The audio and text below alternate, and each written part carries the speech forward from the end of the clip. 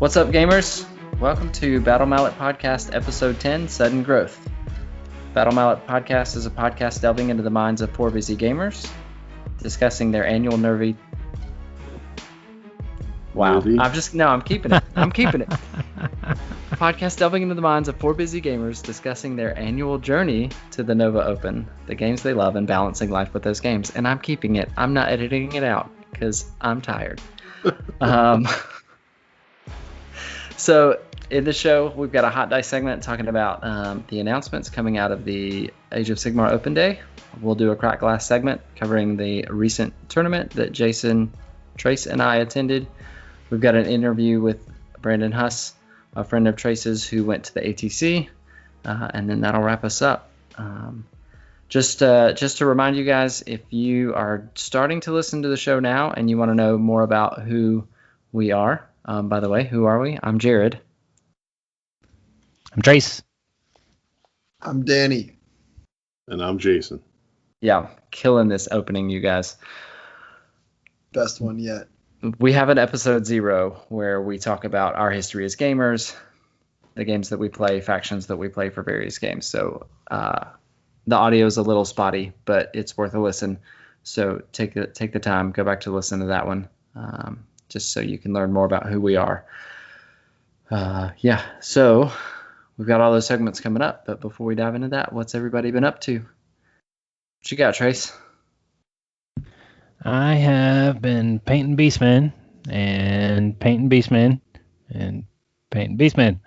Yes. That's pretty much what I've been up to the past few weeks. And on vacation this week, so won't get a lot of painting done. But hopefully I'm going to get to teach some of my cousins how to play Underworlds, which will be fun. Nice. Brought all the war bands minus the Yothari's Guardians because Jared has mine, and gonna try and get some just learner games in. Probably just use the faction only cards and then add some stuff in just to kind of round out the objective deck, stuff like that. So I'm excited to do that. Yeah, it's awesome. Cool. Danny, what you got going on? I bought a case and I have no voice, so that's probably the most important thing.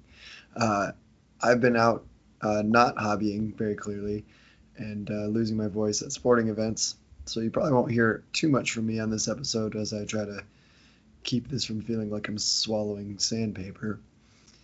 But in my hobby time, I bought a case. I bought one of the new Magna Rack cases from Battle Foam. Really happy with it.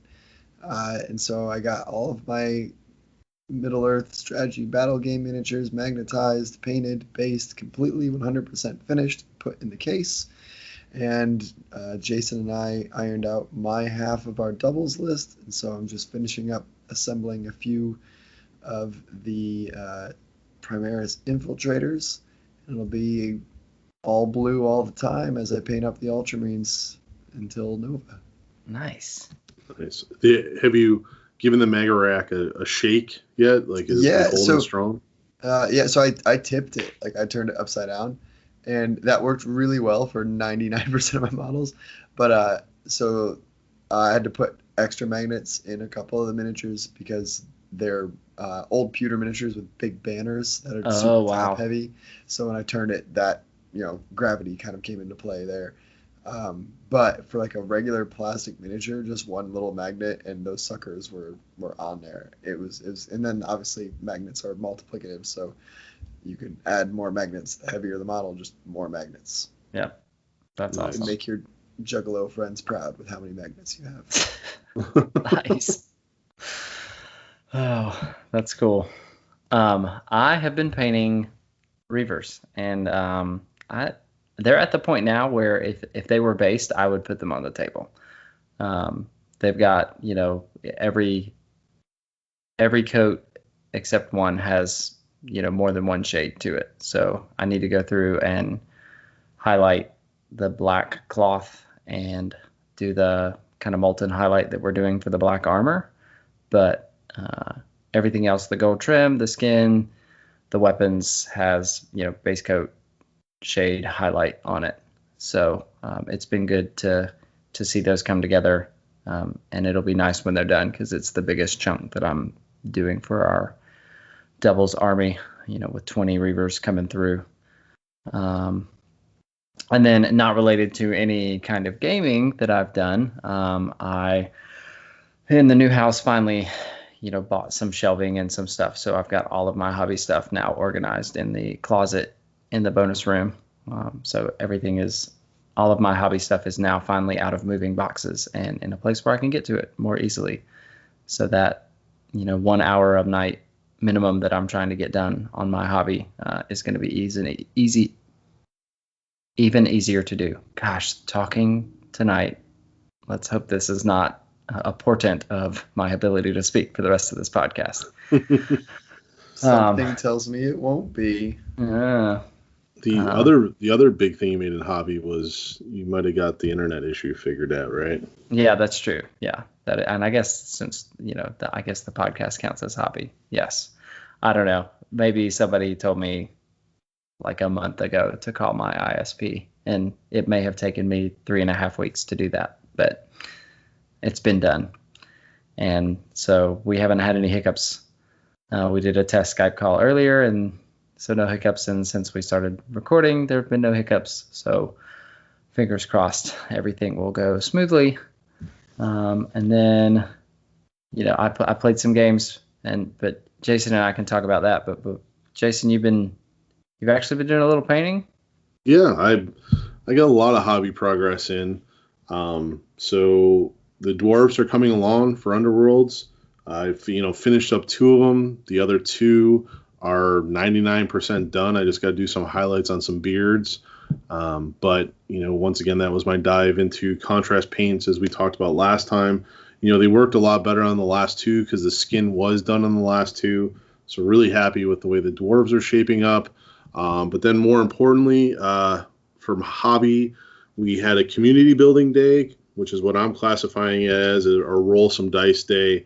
We went to a local shop on Gamers Armory, and this is kind of like my makeup. On the last episode, we talked about where I had to bail because Emma was sick on a tournament or a gathering for Underworlds at a different shop called Gamers Armory here in Cary, North Carolina. So the wife gave me a pass the following Saturday to try to organize a small get-together event, and that went off. And I do have to say it was highly enjoyable. We had Jeffrey and Steven, and you yourself, Jared, as you know, showed up. So there was 4 of us, and it was really nice to sit in a laid-back store environment because the Gamer Armory is that. It's very laid back. It is not really hustle bustle. And roll some dice to 11 o'clock on a Saturday. So it was refreshing. Although they were the 3 worst games of Underworlds I've played in a long time. But they were games that you would not have played otherwise. That is true. I mean, I did score 1 glory against you. So yeah, it was bad. And then what the other exciting thing is then the following day. So the family that watches Emma and Aiden for us during the week, their son has been showing interest in the hobby. So he's been bugging me to get some games in, and we finally lined it up. So on Sunday, he came over, and him and my daughter sat down and played Underworlds, or Kinderworlds as we've dubbed it here, which is the scaled down version where every fighter is inspired. You basically lay out 2 boards that are not damage hexes and put 5 objectives kind of equal distance. And he did really well. The first game, Emma did take it and win by 1. And when I say Emma took it, she really knows how to pilot Thorn, the Queen. Like that, the Queen's she knows how to utilize Varklov's power of pushing all the chain wraps and getting on objectives and scoring and knowing when to attack. So I'm very, very proud of her, although she did only take it by 1 glory. And then the next game, Maddox was the kid the kid that we were teaching. He took the Sky Dwarfs, and Emma picked Molog. And I'm thinking, oh no, oh my lord, like this kid's like all excited. And here we go. But honestly, without the cards, and Emma, her dice rolls were terrible. So I was very appreciative of that. He won, and I think it made his day. He took down the big troll after I built up the big troll, and it was really cool. And then we played one last game of actually 2 warbands versus 2 warbands, which in 9 objectives on the board, which was super fun. Like, it was like really like kind of like a big battle skirmish thing going on, and him and I played, and it was a lot of fun. And I was able to kind of teach him how to look at movement and stuff like that. So looking forward to hopefully having him over again. I did dig out the old Battle Masters game, which is what I was brought up on, to try to introduce him to that the next time he comes over. So 2 community building events in that time period, and then, as we'll get into later, was able to attend a tournament for Underworlds. So lots of stuff going on. That's good. And yeah, so what are we 5 weeks from Nova? 5.5 weeks from Nova? 6 weeks from Nova? 6 weeks, I think. I think it was 7 weeks last episode, right? So 5.5 now?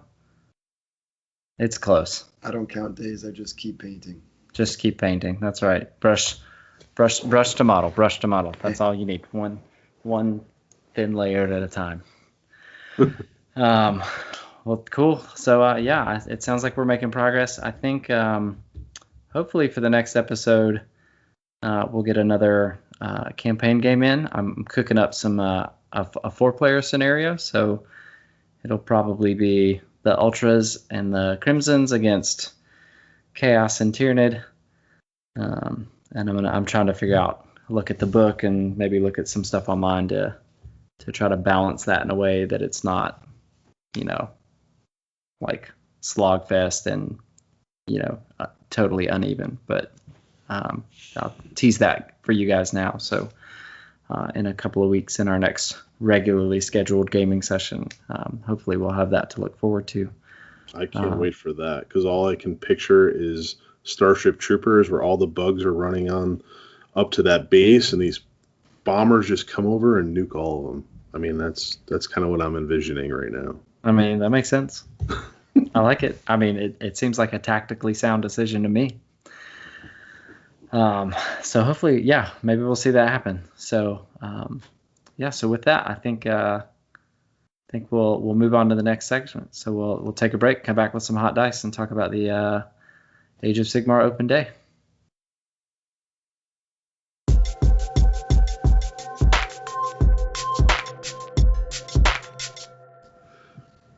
Welcome back.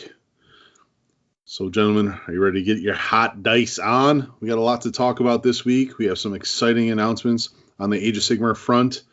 And then, we were all, or I was, Warcry curious, and we got a huge download of rules and settings and warbands. Can't wait to dive into that.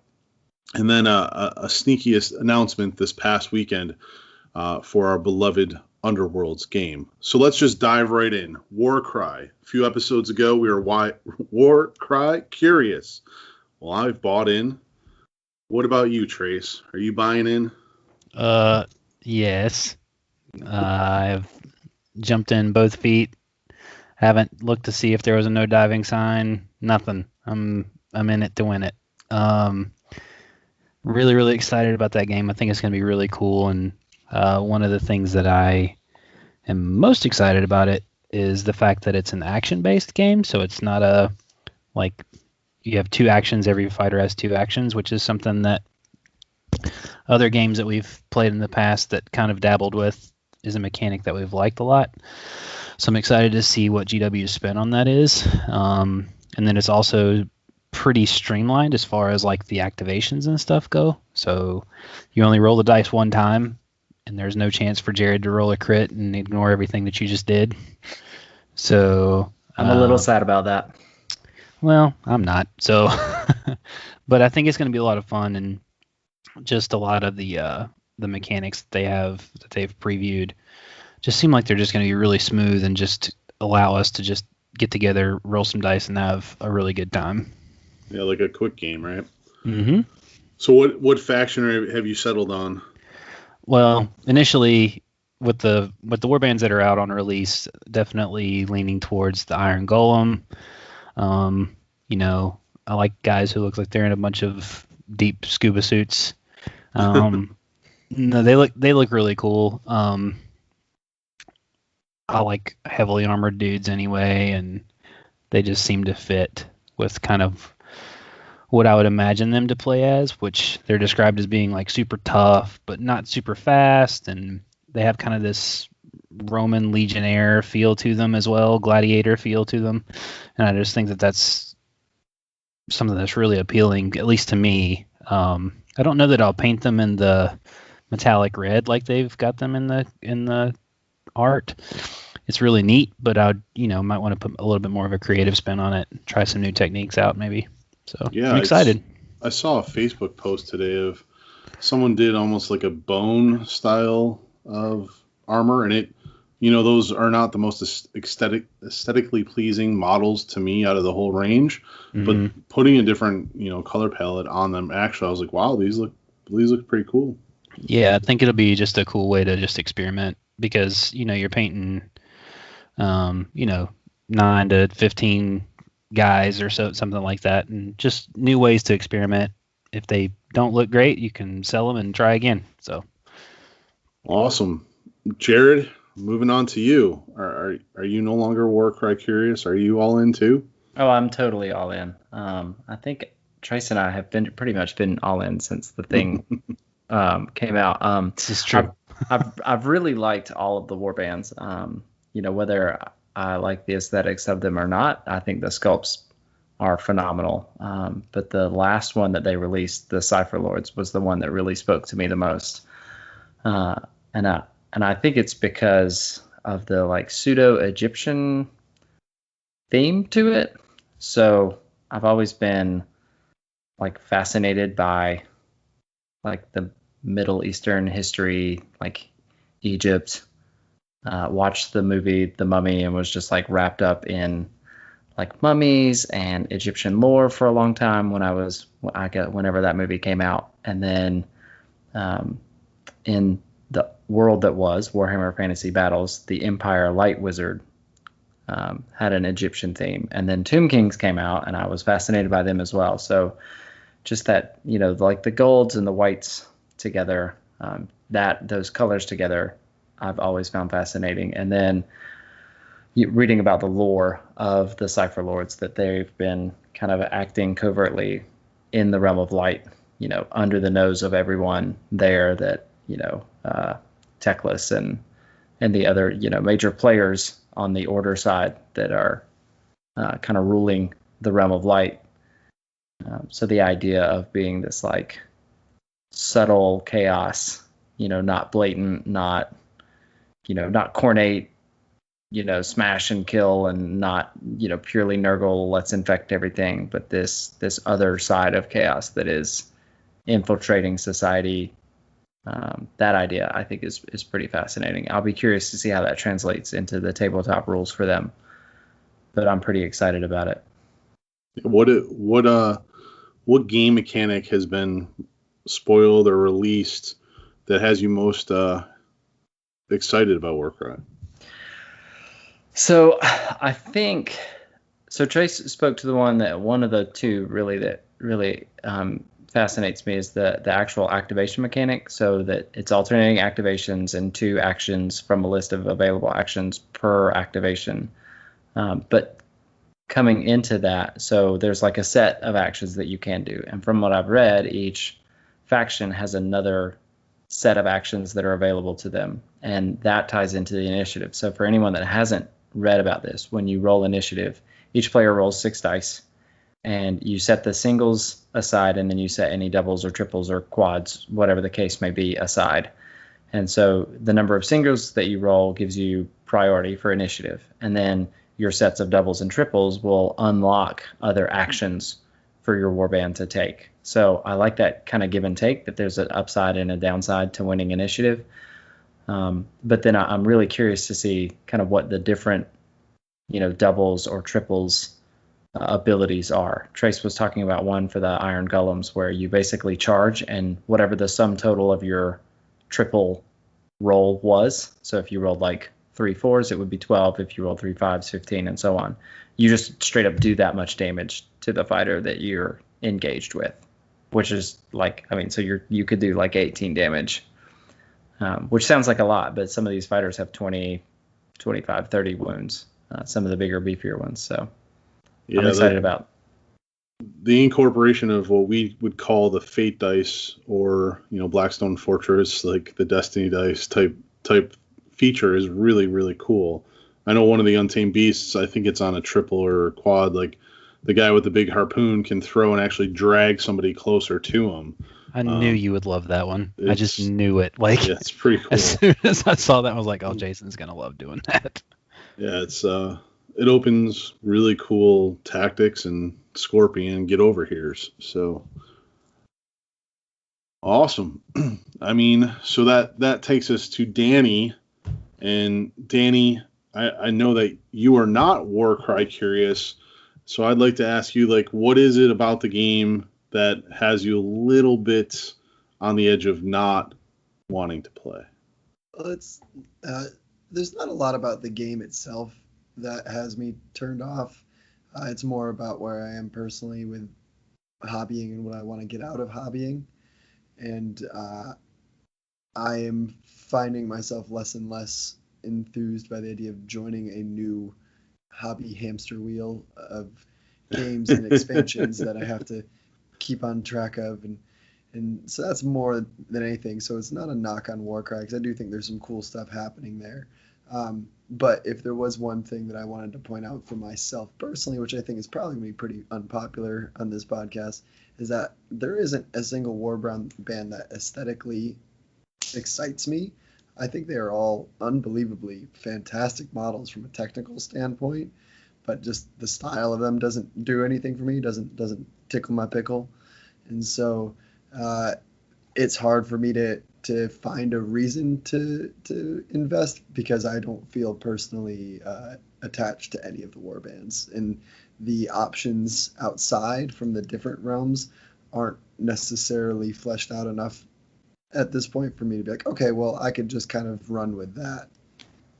Yeah, I totally understand that. There are 2 unrevealed model ranges for warbands, although they were announced or spoiled, I should say. They have not shown models yet, so maybe those will get out there and as you said, tickle your pickle from down under. Yeah, I totally understand, like, not wanting to kind of continue to rotate games. Here on the podcast, we do stay strictly in GW, but even in GW, there are a lot of games and we're constantly shifting. So we respect that. But I still will have models for you to play. And the other thing there too is the kill team model, right? Like, you look at Warcry, and not from a game mechanic standpoint, but from a product standpoint, it definitely has kill team marketing and retail all over it. So yeah, we will have to wait to see how that hamster wheel or release schedule goes, because we all, as gamers that have a lot of things going on outside of the hobby, we all have to pace ourselves when it comes to that. So good words of advice there. For me, I think it goes without question. I'm not a huge AOS fan. Like Danny, I don't want to buy into every single game that comes out of GW, but those Untamed Beasts, those models are by far some of the best models that I've seen. The rules do look cool. And then really what has me kind of like fully bought into Warcry is I think that it's showing great progression from GW and taking all of these elements of other games and incorporating them into one. So you have the fate dice or the initiative roll that'll be known here.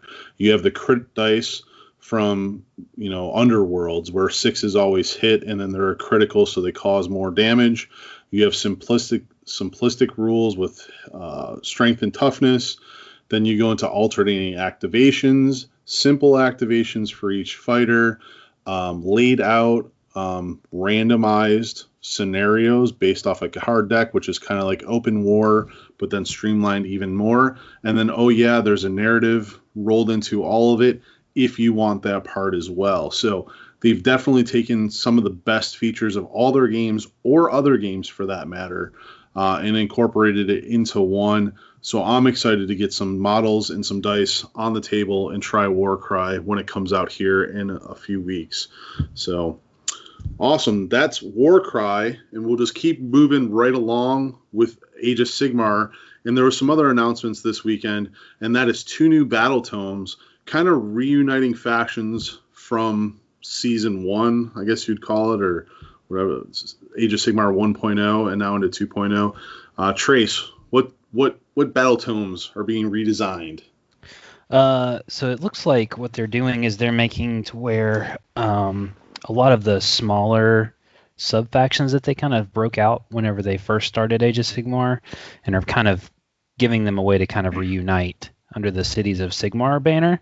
So like, as all these stories have come out for Age of Sigmar, we've heard about these different iconic cities that have been involved in the story. Places like Tempest Eye and some other ones that I just can't think of right off the top of my head. But basically, it's allowing all these smaller factions, like I can think of a couple that are out off the top of my head, like Swifthawk agents.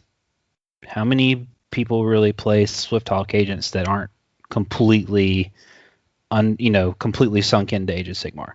Not really many people. I can think of what maybe the hell a couple. Is a Swifthawk Exactly. agent? Exactly. So, Darkling Covens, like those are the old Dark Elf infantry, with some of the like Hydras and stuff like that.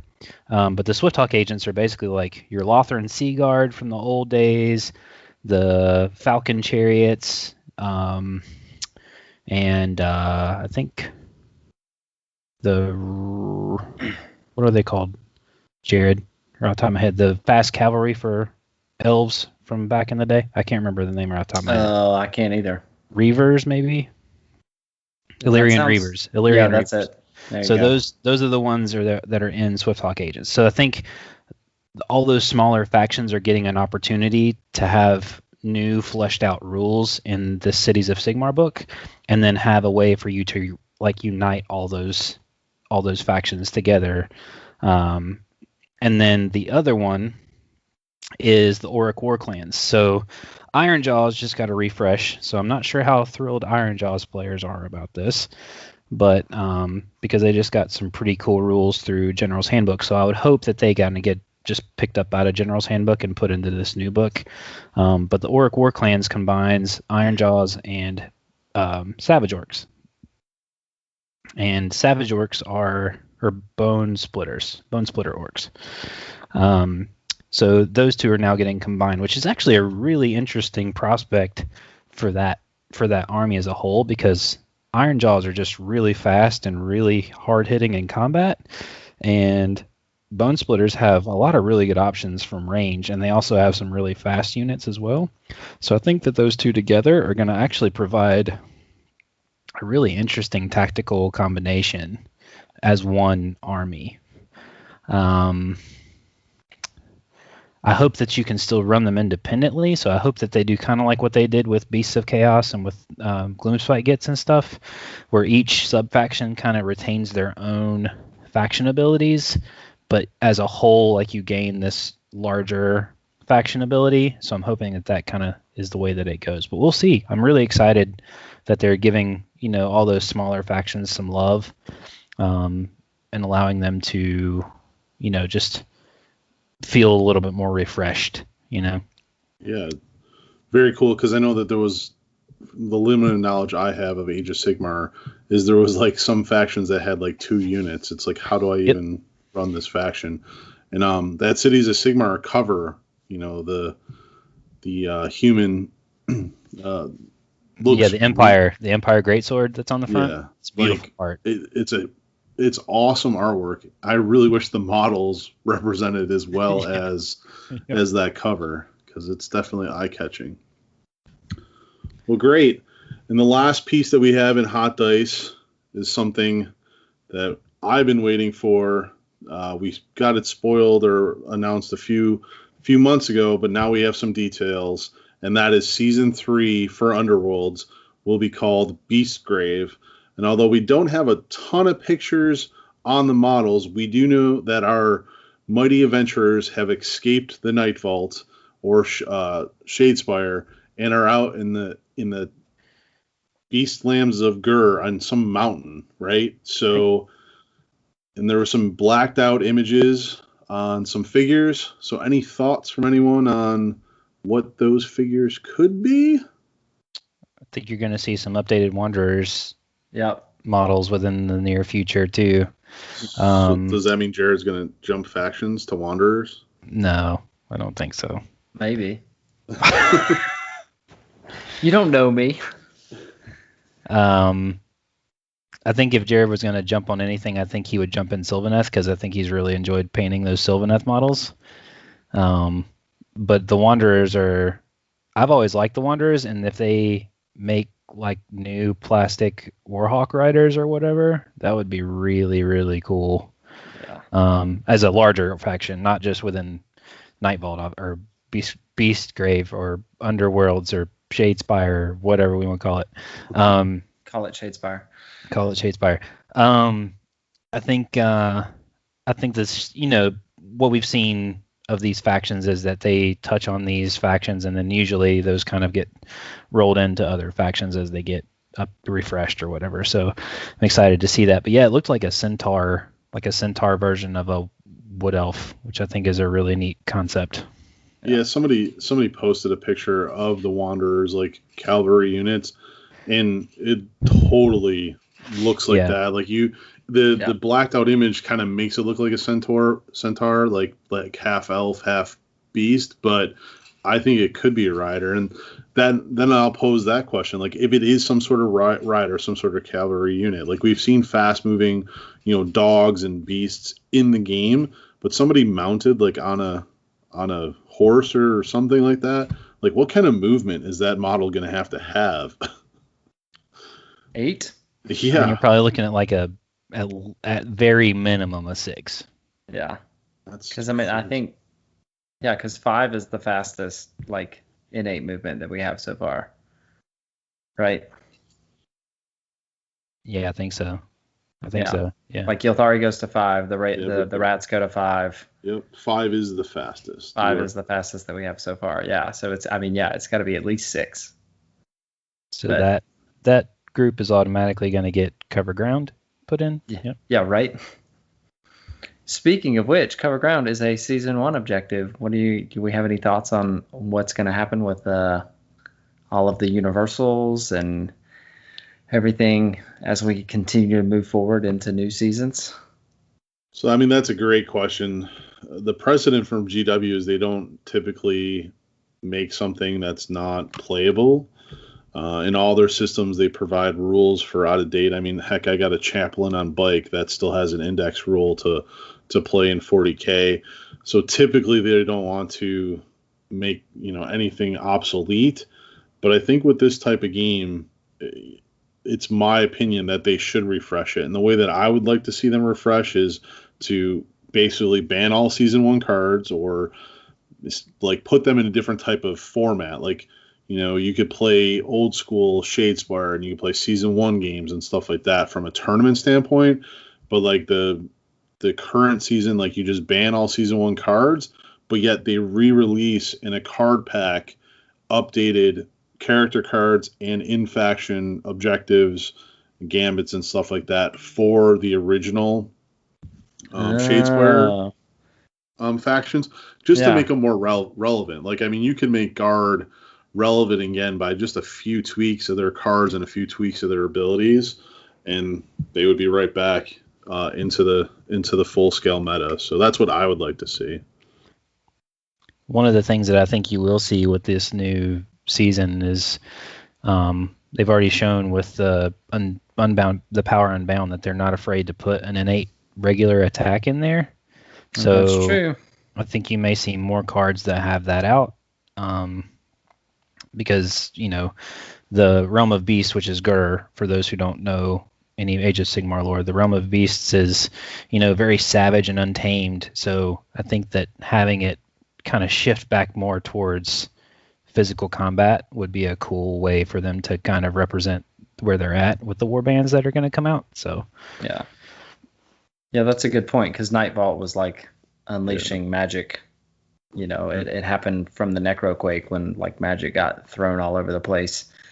In the Age of Sigmar, that's when the Nightvault opened up, and so then they introduced magic. So yeah, maybe it'll be a shift back towards kind of aggressive melee.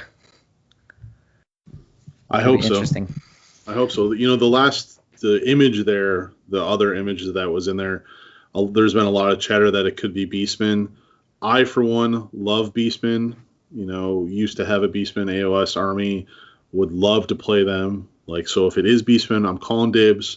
But I actually think it's I want to say they're called Dragon Ogres. It's the half ogre, half serpent. Thunderscorn.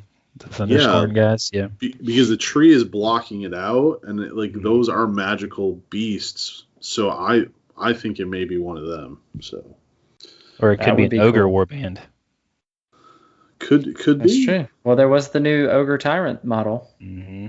So, which is badass. Yeah, that new ogre tyrant is sick. Oh wait, if that's badass, Danny, if that warband comes out, are you gonna come back and play with us?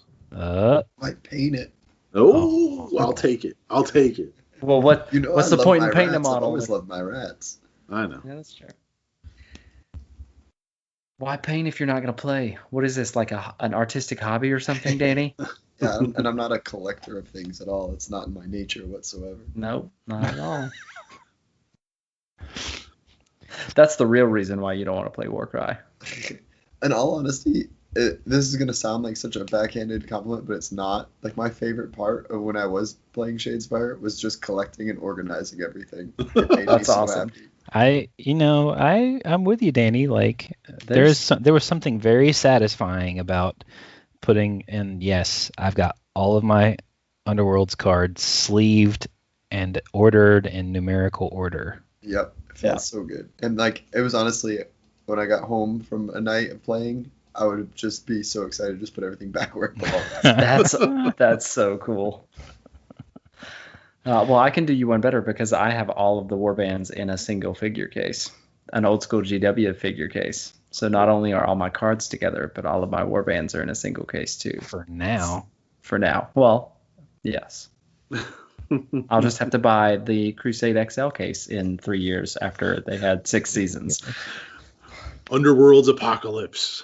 Perfect. Well, put fantastic. 12 boards together. Yes. Do you guys think they're going to introduce any new? I think when Dreadfane comes out, I think that might be our first taste at environmental rules. Oh yeah, that's right. I'm wondering if that's maybe something that's new that's added as a different layer for the new season. Because new season 2 had the magic thrown in, right? That's right. Yep.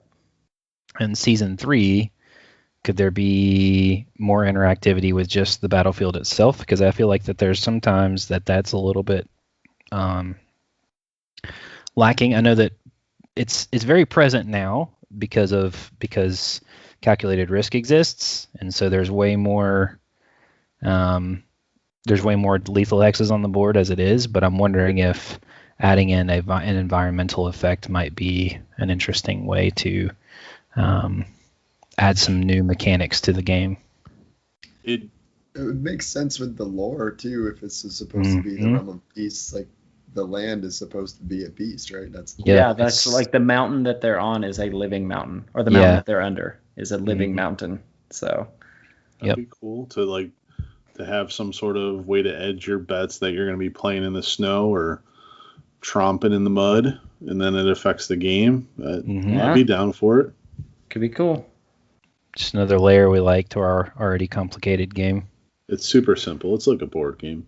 It is super simple, like a board game. Checkers, basically. Yeah, Well, fantastic, gentlemen. That will conclude Hot Dice. They're so hot, I got to drop them, put them down, and move on to the next segment.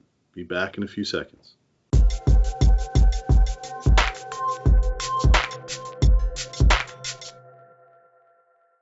And we're back. Welcome to a Crack Glass segment. So in this segment, we're going to talk about the recent Warhammer Underworlds tournament that we went through.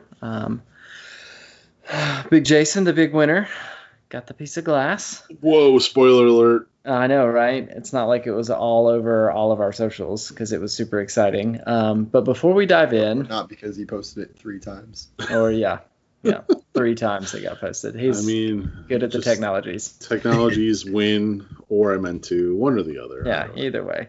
But before we dive in, I want to give a public apology to Trace because I called your Shade Glass win clubbing baby harp seals, and I feel like that has detracted from the fact that you won glass, and it was probably just purely born out of jealousy and the fact that you have won a tournament and got glass, and I have not. So, Trace, I'm sorry. You did not club baby harp seals to get your Shade Glass. You played a real tournament. Wow. You played against real opponents. It's not like you were beating up on 3-year-olds or anything. Like, it was a legitimate win, and I'm sorry that I reduced any legitimacy of that win.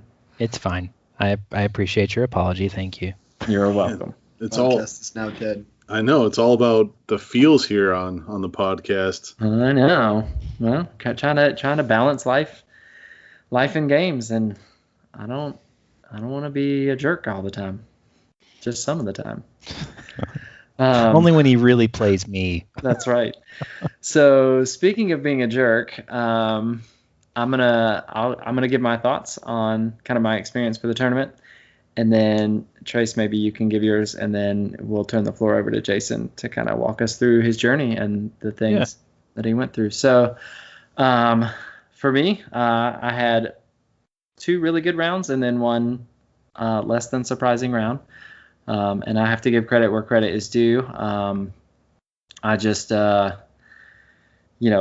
think I was simultaneously outplayed and made mistakes in my first round game that I lost, which is what cost me any chance of getting to the top spot. And it was against a guy that we play with fairly regularly, Ike.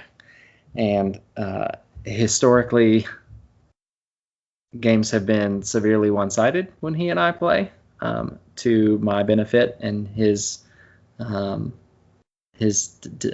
downfall. And so he put together a solid Profiteers deck and played it well. So good deck design and good piloting on his part that ended up him topping me out by 1 point for the win. So.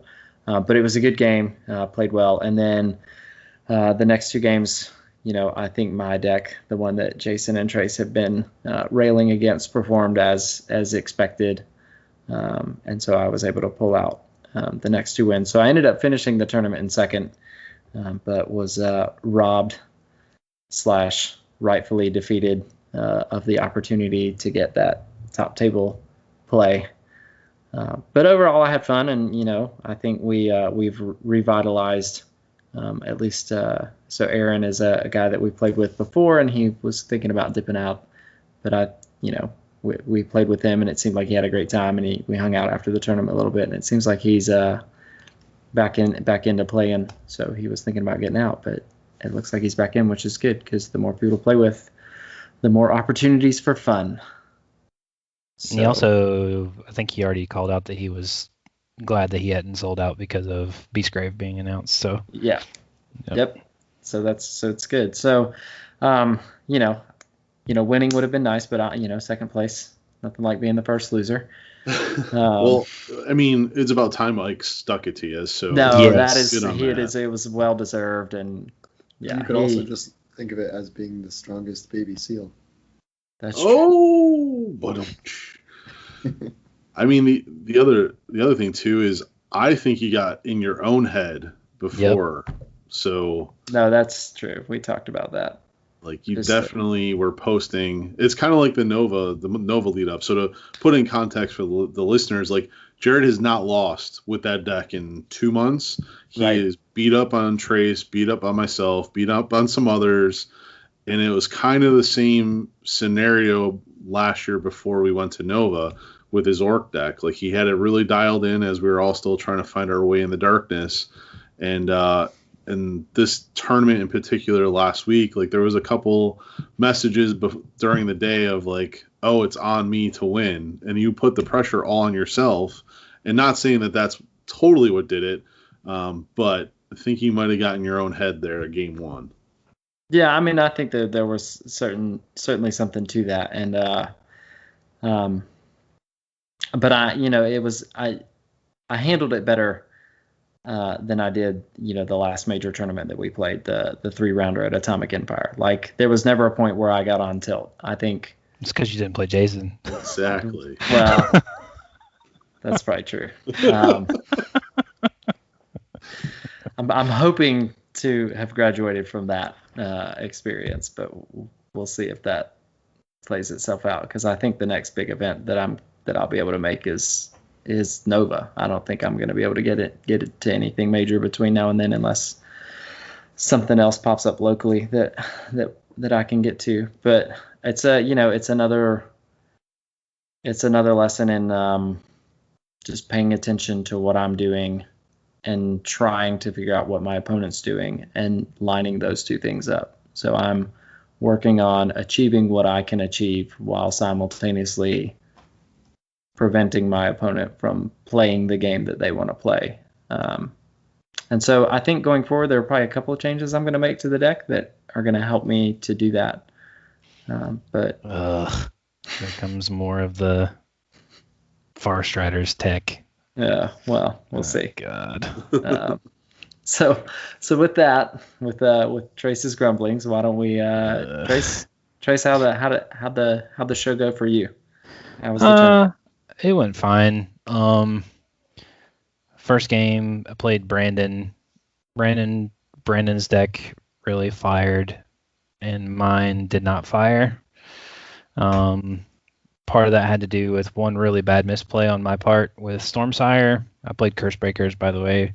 And he also played... No, he played Yulthari's Guardians against me. But probably should have ditched my first hand. And my one real critical error with movement with Stormsire really just stalled my deck. And I was able to kind of clamber back, but not enough to win the game.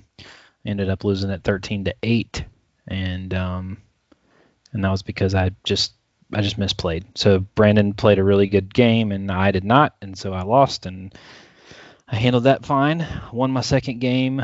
Played against a new guy in our group named Steven. My deck did fire off that game. Had a really good critical turn.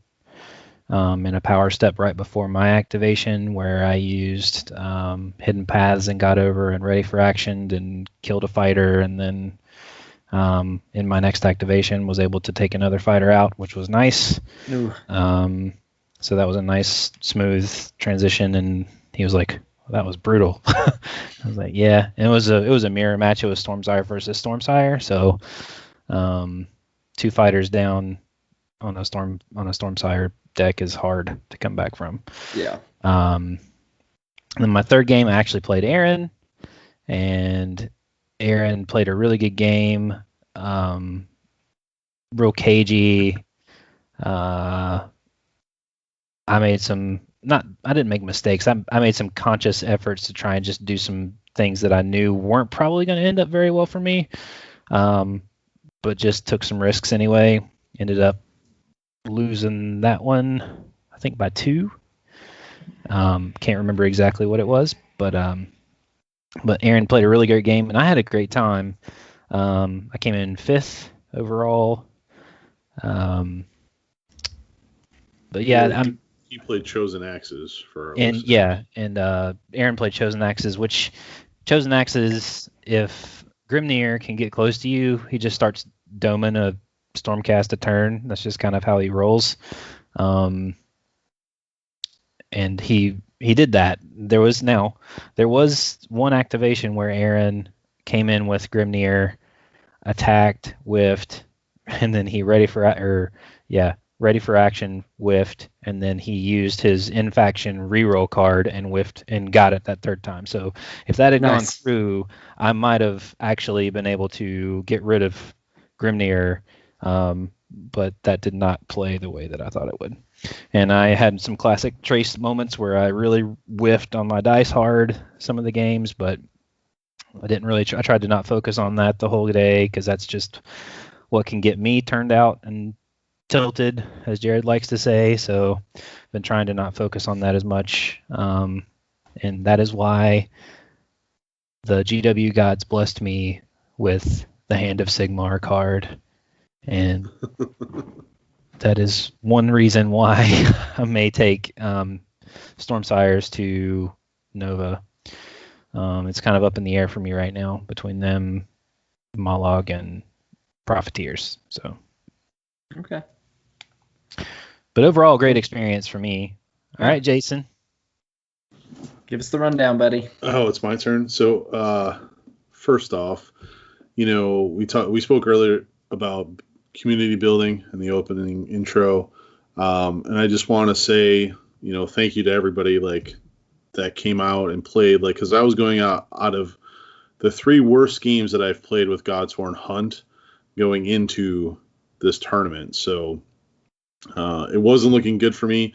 Did make a few adjustments to the deck, which I think helped, but it helped more mentally than it did actually on the tabletop. It just got me away from my favorite card in Peerless Fighter. So it allowed me to focus more on that. And then really to the Raleigh community in general, it is really amazing to see the community growing. And then, players like Ike and Jeffrey who have totally grabbed onto the game, and you see them developing decks now, and their play on the table has come leaps and bounds from when they started. Just really, really surprising to see them, how fast they've moved through the learnings that took us 2 years to get caught up. And really, when you sit down at the table to play anybody in kind of the local meta, I really feel like it's anyone's game, because that's how much the community has come along. So thanks to all the sparring partners and all that stuff. So with that, I took Godsworn Hunt to the tournament. Godsworn Hunt have done well for me previously at the last tournament up at Atomic. Made it to the top table in the 3rd round. But I did not have a lot of confidence, as I just mentioned, going into this past Tuesday's games. My first round opponent was against Steven. He's a newer player. I did play him the Saturday before, where we tied, and he was playing Stormcast. But with the adjustments to the deck and my first hand draws, I knew that this was my game. We could get off to a really, really good start. So I think I lost boards on this one.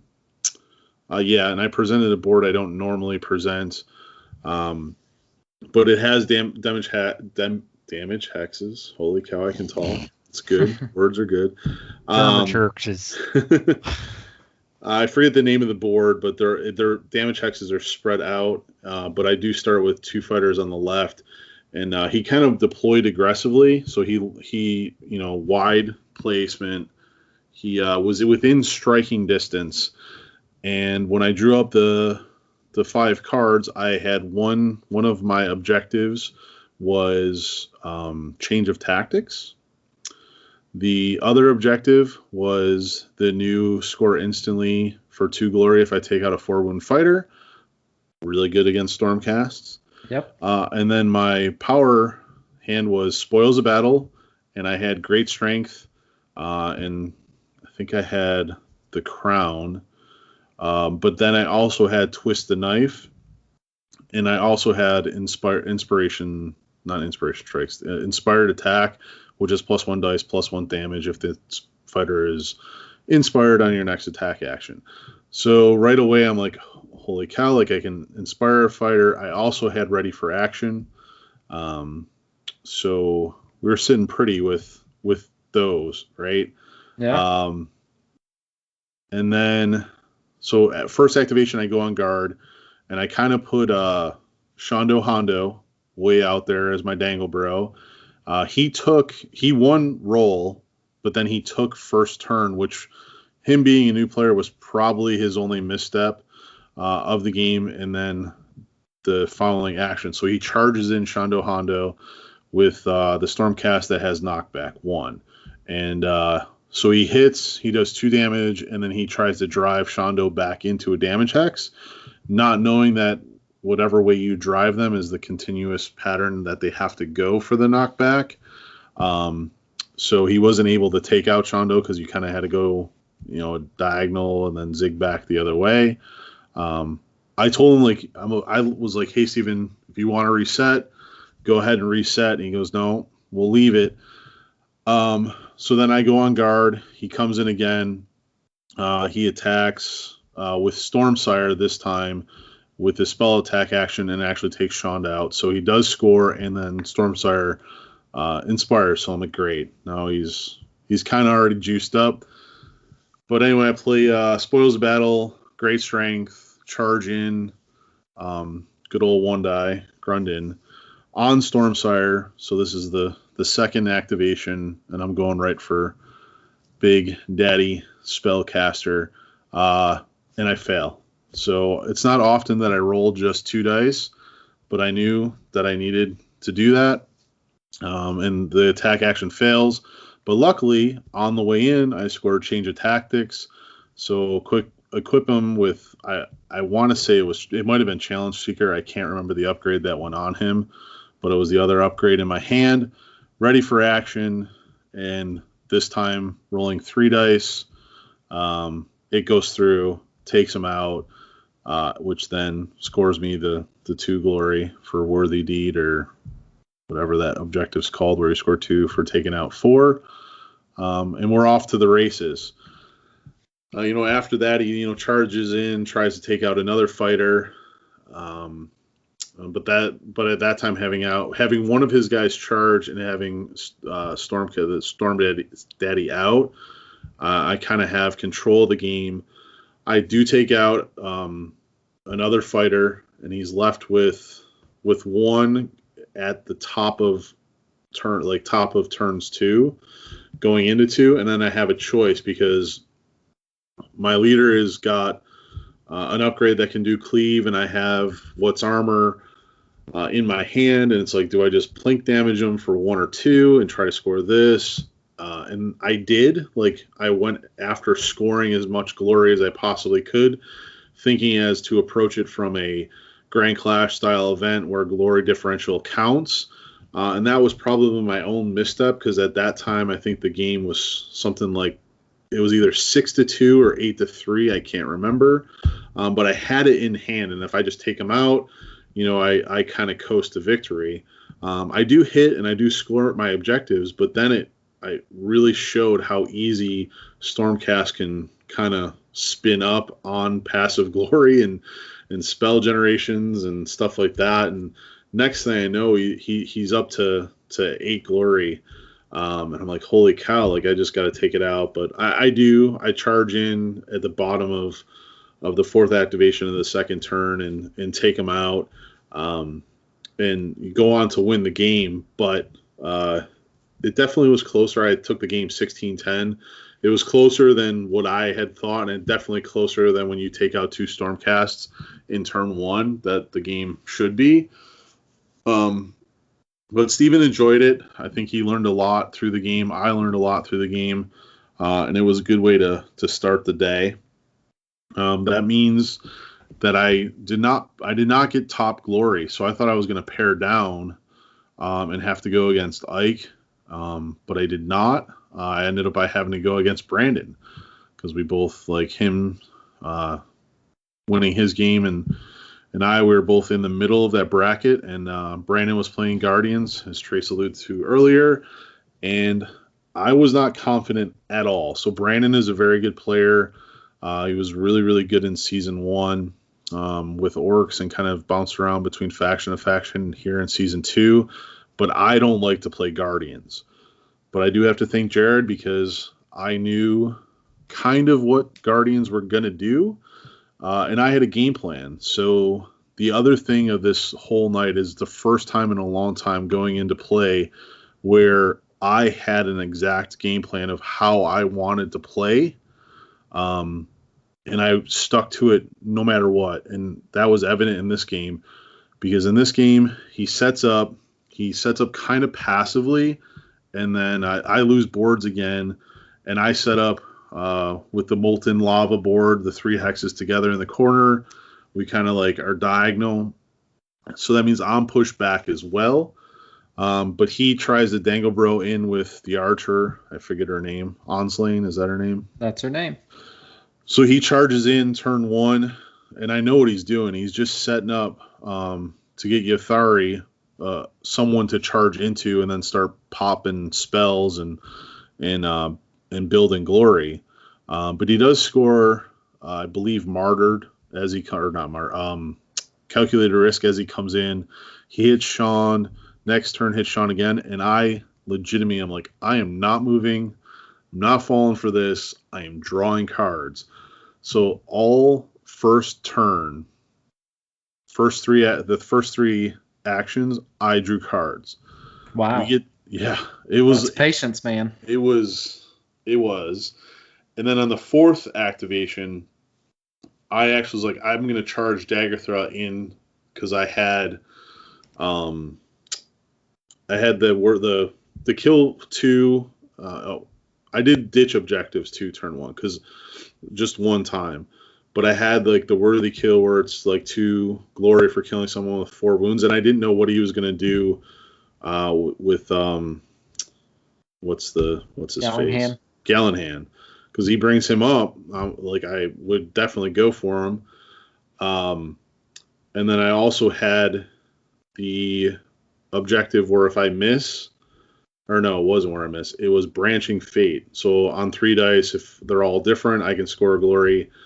And then I had Victory After Victory. Well, I ditched Victory After Victory during that round and drew into where if I miss, I can score a victory point. So at this point, I have 2 cards that I can score on that 4th activation if I charge in and swing. Like either I'm going to be able to hit him for 2 damage and kill him, I'm going to miss and get a glory, or I'm going to roll 3 dice and get 3 different symbols and get a glory.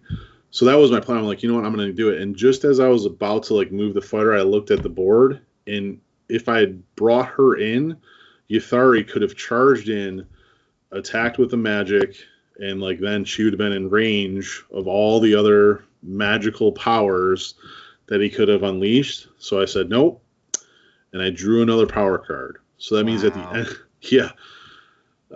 so at the end of the first turn, I did absolutely nothing except draw cards.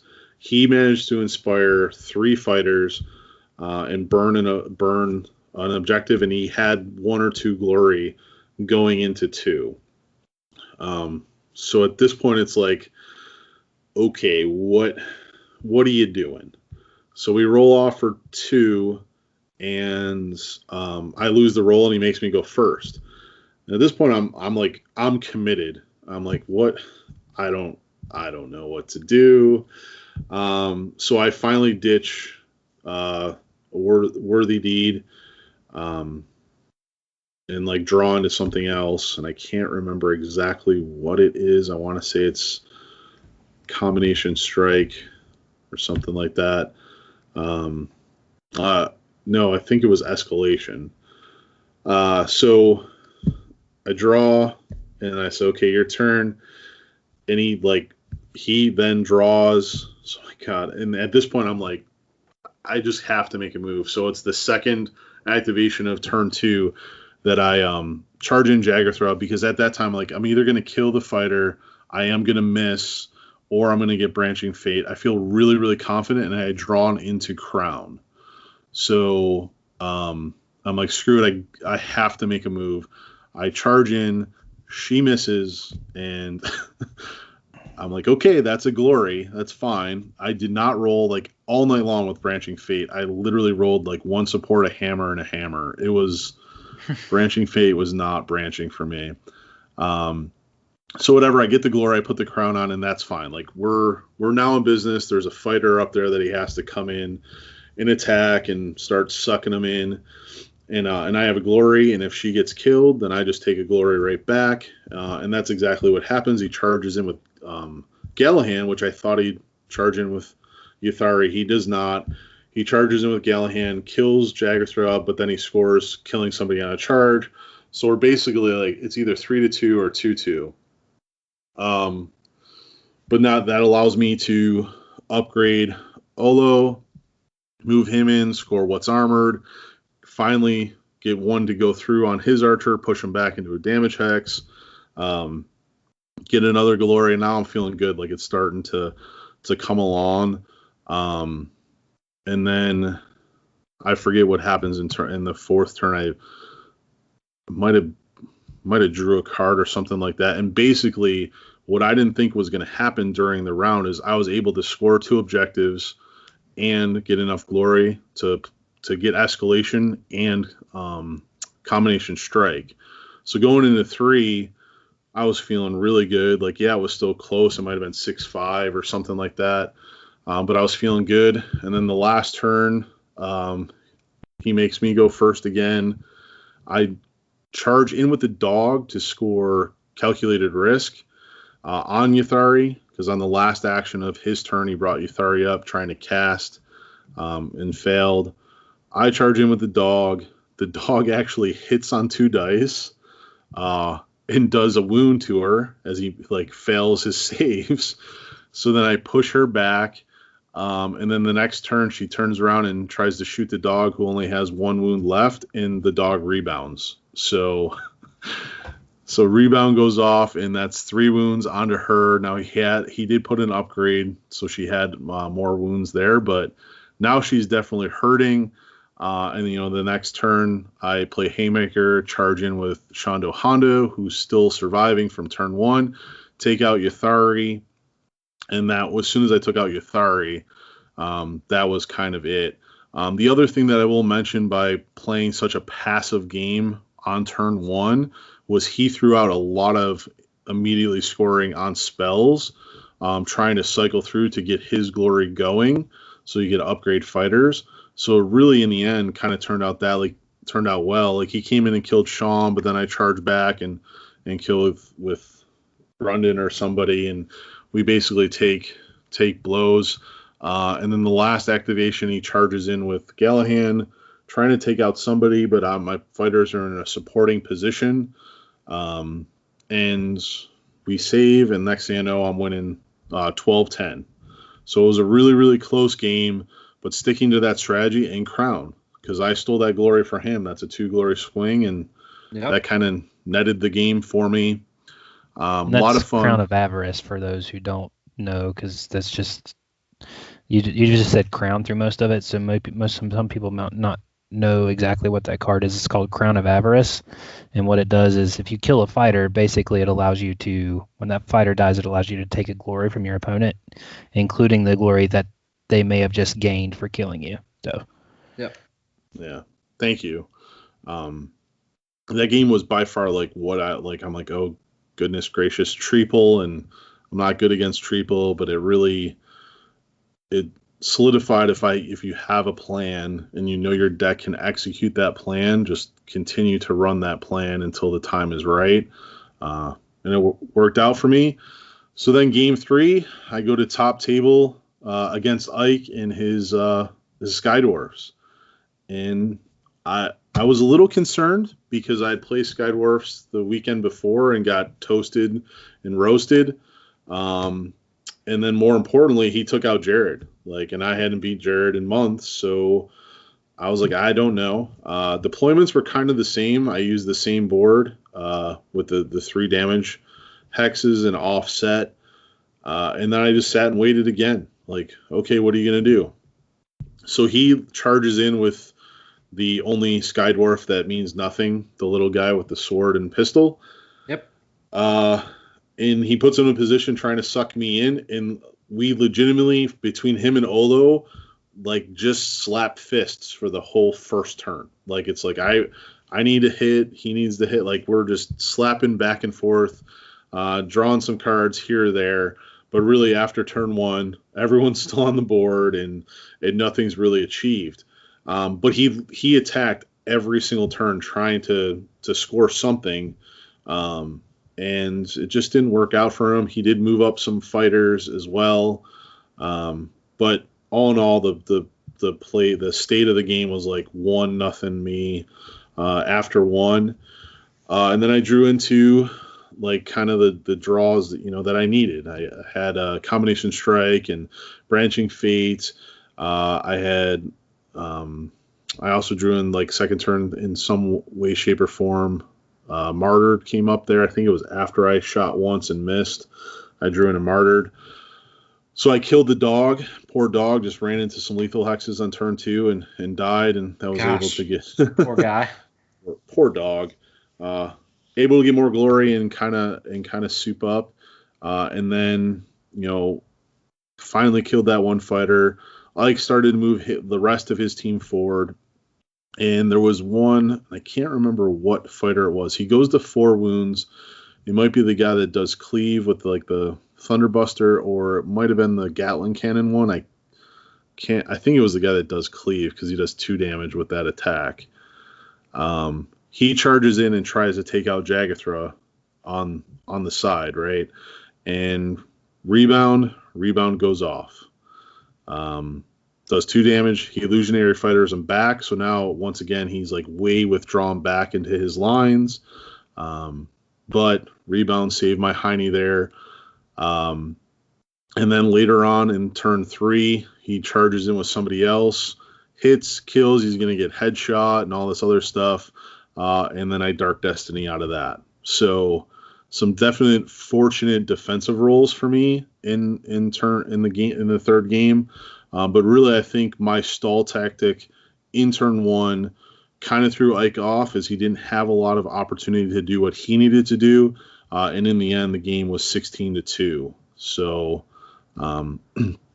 definitely took control in turn 3, and the deck finished out strong. So that's awesome, man. Yeah, so it sounds like maybe kind of pulling the aggro lever down a little on your deck has paid off. Sounds like some money to learn. Yeah.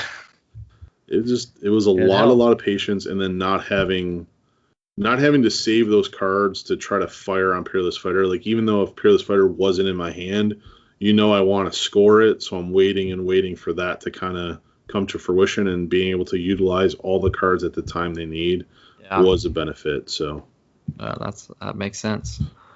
Well, cool. Well, congratulations again. Thank you. So 50% of us have won glass. So I don't know. Could be me. It's actually 66%. It's actually 66% because Danny's never going to want to try and win glass. Yeah. I've won the paddle twice. I've played 2 tournaments and came in dead last in both. So beat that, Jason. Hey, my name is on the paddle. It's just not twice. I'm actually the only one that doesn't have a trophy. I've never signed the paddle, never won glass. Hey, it's not a bad place to be. Middle of the road. Danny's least favorite place. So with that, I think that'll round out our crack glass segment. Coming up next, Jason and Trace had the chance to talk to Brandon Huss, who is a friend of Trace's, who went to the ATC and played in the Underworlds Team Tournament. So we'll get to hear about those experiences, and then once that concludes, we'll come back and wrap up the show.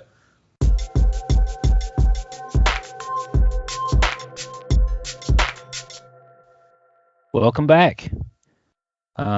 So we're honored to have one of my good friends that I grew up playing games with, Brandon Huss. He agreed to come on and kind of give us some experiences of his recent trip to the ATC and the Team Underworlds Championship out that way. Brandon and I actually played games together a long time ago, whenever I was, 12, 13 maybe? That sounds about right. What is that, like 50 years ago? I know, right? Yeah, I definitely. It was golly, that was in the That was in the 90s. It was in the 90s, which is almost 30 years ago now. I mean, sure. I try not to make myself sound that old, but yeah, that sounds about right. It was late 90s. We're not that old, but the 90s is almost 30 years ago now, which is crazy. But really happy that you decided to, accept our invitation and come on and talk and chat with us a little bit. So why don't you tell us a little bit how you got into miniature wargaming? Well, first of all, I want to thank you for having me on. This is actually being on a podcast was kind of a life goal of mine ever since I started listening to them. So I was very flattered to be asked, and I know that sounds incredibly sad and nerdy, but I don't care.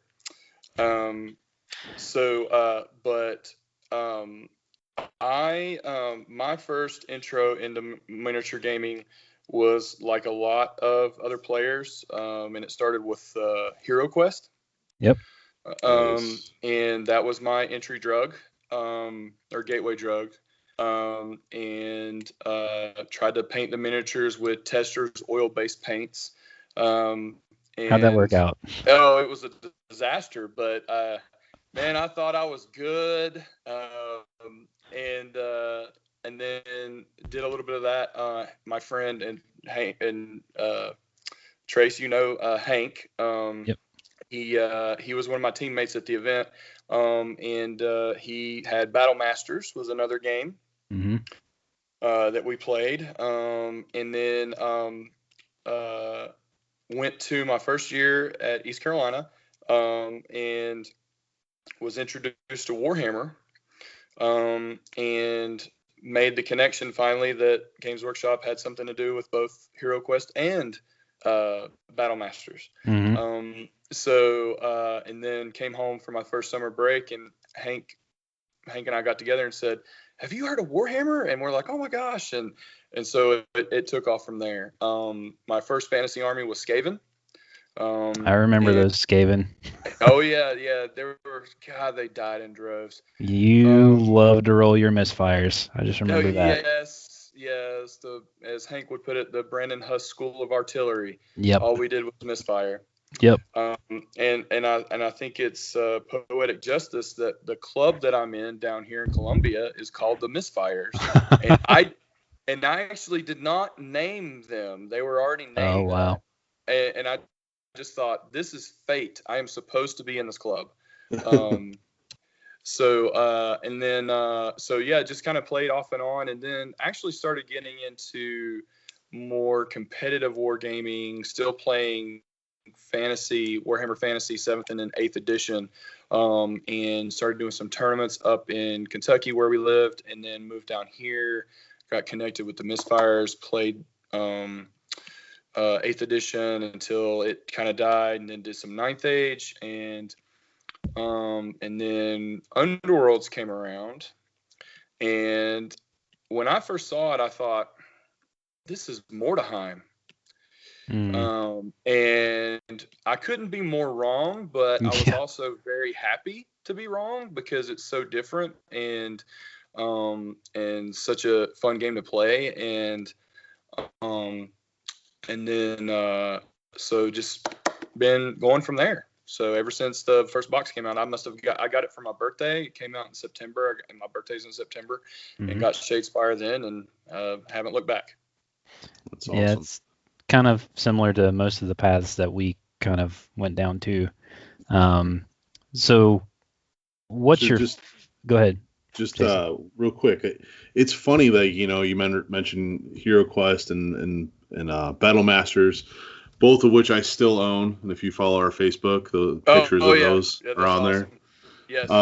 Yes. But GW gets a lot of flack, or I shouldn't say flack, but people question why they put out, Blitz Bowl and that Space Marine Necron game that's in Barnes & Noble, and like all these like board games that have been released. And really, when you look at our group, or at least the people I come across, we all kind of have a similar path into that GW, planting the seeds of young kids. So I don't, between the games that are coming out with the board games and the graphic novels or the short YouTube type things that are animated for the kids, like they know what they're doing to plant these seeds, man. They get us all hooked at a young age. Yeah, I totally, and I hadn't made that connection until recently that the box games are really how they get people into it because they're new miniatures. It's a different way to play. They're sold in a broader variety of stores, and so it just gives them a lot more exposure. But yeah, you're absolutely right. We all got in it kind of the same way. So it's cool. So, do you have a favorite faction in Underworlds? Given that Skaven were my first fantasy army, I really thought that Skaven were going to be my favorite faction. But actually, my favorite faction is Sepulchral Guard. And unfortunately, in season 2, they're not as competitive as they used to be. But I, and I took them up to the event that you hosted up in Atomic Empire, and actually did pretty well with them. I was actually surprised. But yeah, you did do well. So until Magor decided to show up. Well, I guess it was Jimmy that decided to show up, and that always, he tends to melt people's faces when he starts rolling dice. But yeah, it was. I still really enjoy him because I just like the depth and the how it's just the strategy involved in playing that kind of warband. So I played here recently. I've been playing Skaven again. It was I cannot remember the name of that blogger, but it's Wigglehammer. Yeah, Wigglehammer had I can't remember his actual handle. It's like Mad something. I can't remember. But anyway, he had the kind of unorthodox Skaven deck, and I think Battlecast maybe on the YouTube had it about it. And started playing that yesterday and made a couple changes, and just like, wow, thank you. I now have a new respect for Skaven. Yeah, and for all the listeners out there, if you haven't checked it out, it's Festering and Hungering Skavens, kind of like list based off them. It was kind of like a Reddit Discord creation between Mad Skills and Wigglefish. I've definitely looked at it. I think that I will be trying it out just for fun, because it's a completely off meta kind of kill yourself and take people with you style of play. Yeah, and if you read through Wigglehammer's blog about it, it makes, and I guess Mad Skills, thank you for mentioning his handle, but explaining how to use it and just how, okay, well, you're going to suicide your guys and you're going to earn glory off of it. And then the thing that got me was, Hungering Skaven, even though I have an adjacent friendly fighter, as long as that friendly fighter has Crown of Avarice, I'm getting that glory. Yay me. And when I read that, I was like, oh my gosh, that is, I love this. I'm going to have to play it. So that's awesome. Yep. So why don't you give us a little bit of what you really enjoyed about going to the ATC? And you recently went to the ATC Underworlds Team Tournament, and what did you think about the event and kind of overall experiences? Well, I'll start by giving just a little bit of background into as far as the event goes and kind of planning for it. But when I saw that they were having it, and it's not a short drive, but it's relatively close for such a large event, I thought, okay, this is going to be my summer event. And it was a team tournament, which had never been done in the U.S. And correct me if I'm wrong, isn't this the first time that this particular team format's been used in a Grand Clash? As far as I know, yeah. Yeah, I believe there may have been another event in Europe, but I don't know if it was a Grand Clash. And the ATC is definitely unique. It's in the 40K world, you have the ATC and the ETC, which are very similar formats. So Right, yeah. So I got to work with originally it was my friend Hank who ended up going to the event, and I had a friend Jeff up here who got Mollog and really wanted to play Mollog, and I'm like, okay, that's great. And so it ended up that Jeff could not attend because his wife they're expecting their third child within the next couple of weeks, and she was having some complications, so she could not go, or he could not attend. So my backup ended up being my 12-year-old son Taylor, whom he and I play a lot, and I get the most practice from him, just because he really enjoys the game. He's it's kind of bordering on an unhealthy obsession for him, and I mean, it's already Starting an them obsession. early. Yeah, it was, what's funny is my wife did not want me to get them into the miniature war game, and I said, look, they're my kids, they're going to be nerds, you're just gonna have to deal with it. Because I have a 10-year-old son as well. So it ended up that my team was Hank and my son Taylor and myself. And then thinking about the event, since it is a team format, obviously you kind of have to look at it. You can't have the same cards across all three war bands in the team, which limits your ability to take those. Only one person can have ready for action. Only one person can have my turn. And so you really have to kind of think, all right, which war bands need which ploys or upgrades the most, or which objectives the most. So in planning for it, Hank really wanted to take Chosen Axes, and I said, are you sure you don't want to take Profiteers? Are you really sure you want to take Chosen Axes? And he was like, yeah, I've got a really good deck for him, blah, blah, blah, blah. I'm like, okay, that's fine. So, and I didn't get a chance to practice with him because obviously he's in North Carolina, I'm in South Carolina, but then my son and I, we practiced, and then thinking about what factions people were going to bring, I thought, okay, it's probably going to come down to about 4 different factions. It's going to be Mollog, Cursebreakers, Guardians, and Thorns, and maybe the I've lost it. Maybe the Profiteers in there. Okay. And so I thought, all right, so you're going to have one warband, because you just breaking them up. You're going to have one warband that's aggro, and that's probably going to be Mollog. You're going to have one that's going to be magic based or objective based, and you're going to have one that's going to be more defensive or passive. And so with Hank taking the Chosen Axes, he was kind of running a little bit aggro, but also sort of passive deck. And so I thought, well, I'm going to take Mollog and be aggressive. My son Taylor really wanted to play Gits, and I'm like, okay, that's fine. Go ahead and play Gits. So because what's father of a 12-year-old wants to tell their kid they can't take their favorite army or favorite warband to an event? Right. So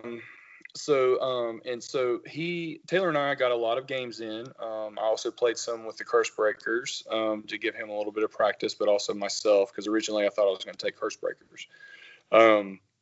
And so that's basically how we prepared. And when we went with the notion, because the original format was you're going to have 5 rounds in the first day.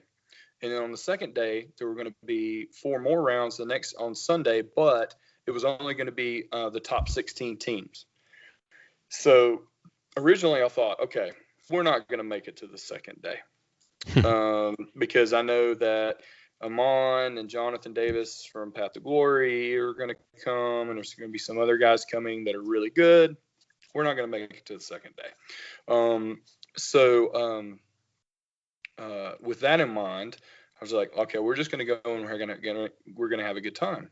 And so that's pretty much. I mean, like I said, I got a lot of games in with Monologue to get some practice, and then we did a couple of games Thursday night, and then that was pretty much it. So. Well, cool. So just to expand on the team, so like you mentioned, everyone selects a warband, and then you can have no repeat cards in your entire 3-player team. But when you actually go, isn't there some sort of like pairings? Like you play 1v1. It's not like 3 against 3, yes. Right? Yes, that is correct. Yeah. So the way each match works is each team has a team captain, and when the teams are paired off, the captains do a roll-off, just a standard 4-dice roll-off. Whoever wins that roll-off has the option to choose the first pairing or the second pairing. And so generally, who wins the roll-off is going to make the first pairing. And so whatever, and basically the only things you're giving away at that point are what war bands are in your team. And that captain who's going to make that choice is trying to make that favorable matchup. And then whoever makes the second matchup matches up the next 2 players for a match, and then the last 2 obviously get matched up together. So that's kind of how that works. And obviously, like I said, the goal is to get favorable matchups that way. Okay, awesome. Cool. Go ahead, Jason. You sound like you have a question. Yeah, what was so just run me through like a game, like, you know, Monologue gets in Chosen Axes. If I was going to the event, those would be like off metas, kind of like obviously Monologue, and you know, I don't know if you were ready for the Tomes build, but like most people would think that silly troll would be aggro, but like, you know, what were tough matchups? Like what do you pair against Gitz? Like Gitz gives up a lot of glory because they're so squishy. Like what'd your son play against? Like what was his matchups? Well, so I want to go back to my previous statement of I had already decided that we weren't going to make it to day 2, so my goal was to have fun. Okay. So and also let me throw in here that there were only 12 teams that attended the event. And it was run by GW. There was a guy named James Monk who was from the events department, and he was the TO.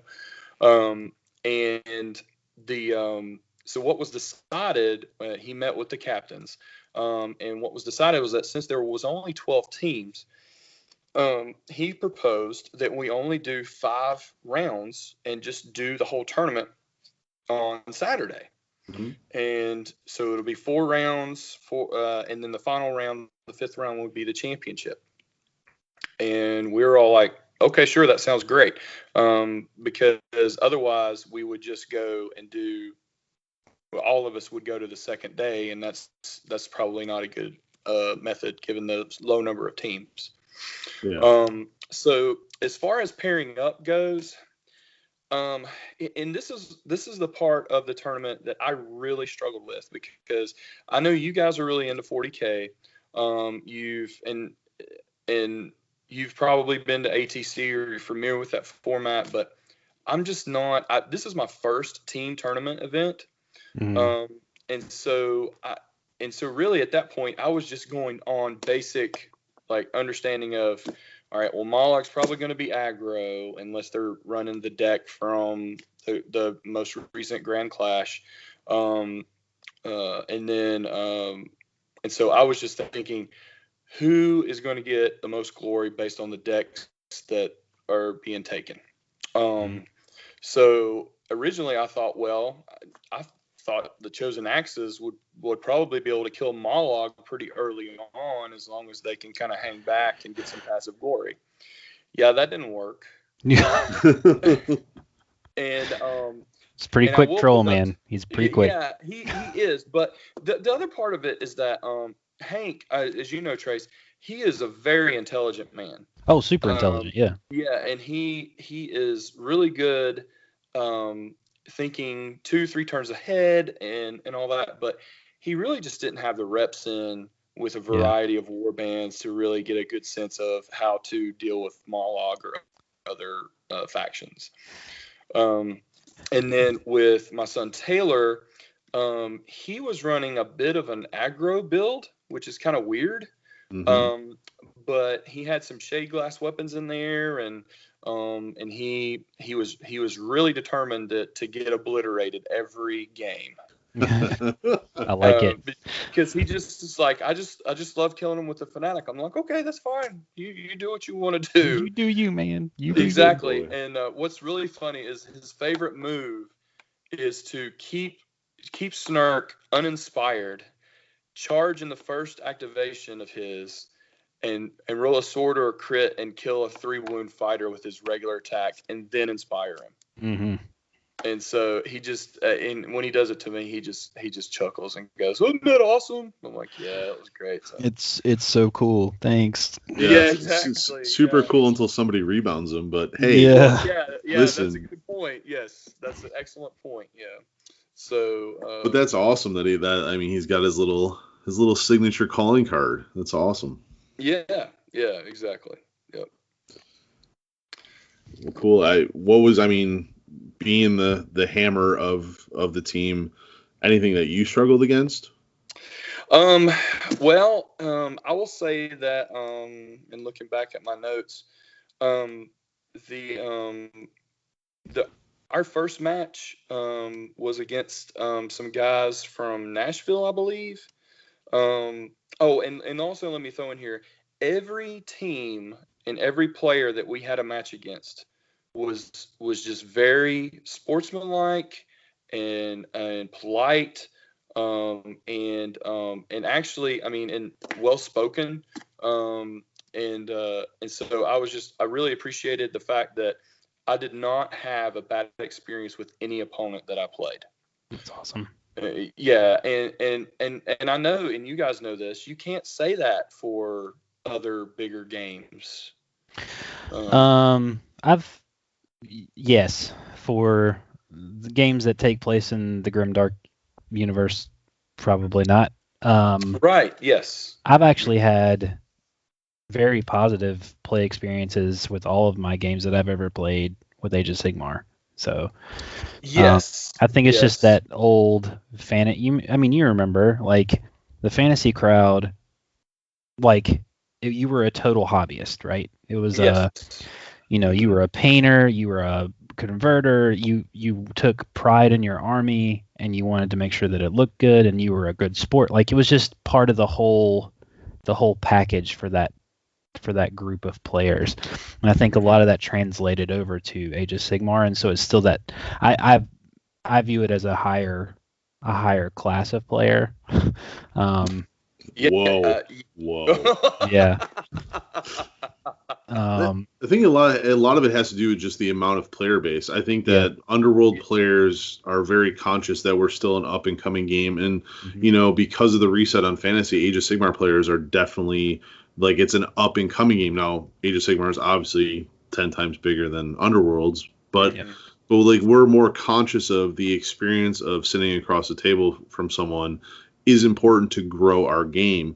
Whereas in 40K, you go to any local shop here in Raleigh on a Tuesday or Thursday, and there's 30 people playing. So right, yes. Mm-hmm. It doesn't require the cultivation that it takes for the newer games, like Jason said, like Age of Sigmar and Underworlds.